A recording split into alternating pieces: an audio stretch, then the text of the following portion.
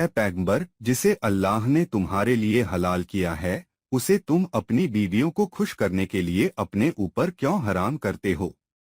अल्लाह क्षमा करने वाला, दयावान है। अल्लाह ने तुम्हारे लिए गाली से बचने का एक तरीका निर्धारित कर दिया है। अल्लाह तुम्हारा मालिक है। वह सर्वज्ञ है। जब पैगंबर ने अपनी पत्नियों में से एक से गुप्त रूप से कुछ कहा, फिर जब पत्नी ने यह कहा और अल्लाह ने पैगंबर को सूचित किया, तो पैगंबर ने पत्नी से इसके बारे में कुछ कहा और कुछ नहीं कहा। जब पैगंबर ने यह बात अपनी पत्नी को बताई तो उसने कहा, तुम्हें इसकी सूचना किसने दी? पैगंबर ने कहा, वह जो सर्वज्ञ है, वकीफल ने मुझे सूचित किया है। यदि तुम दोनों इसलिए मन फिराओ कि तुम्हारे मन पाप की ओर झुकते हैं, तो अच्छा है। और यदि तुम नबी के विरुद्ध एक दूसरे की सहायता करते हो, तो जान लो कि अल्लाह जिब्रील और सदाचारी ईमान वाले उसके सहायक हैं। इसके अलावा फरिश्ते भी उसके मददगार हैं।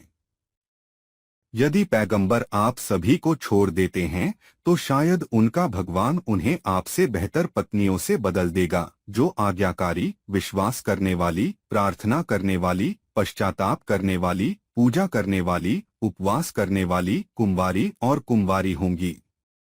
ईमान वालों, अपनी और अपने परिवार की उस आग से रक्षा करो जिसका ईंधन मनुष्य और पत्थर होंगे, जिसमें पत्थर दिल, कठोर स्वभाव वाले देवदूत लगे हुए हैं। वे अल्लाह ताला के आदेश की अवज्ञा नहीं करते और वही करते हैं जो उन्हें करने का आदेश दिया जाता है। ए काफिर लोगों, आज वुदर न करो, आप जो करेंगे उसका फल आपको मिलेगा।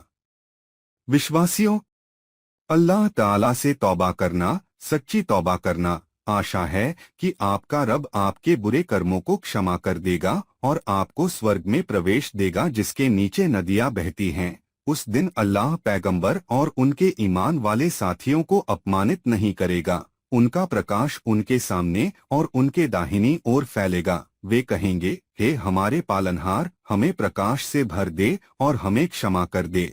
निश्चय ही तू हर चीज पर सर्वशक्तिमान है। हे पैगंबर, काफिरों और मुनाफिकों से लड़ो और उनके साथ सख्त रहो। उनका निवास नरक है, वह कितनी घटिया जगह है। अल्लाह ताला ने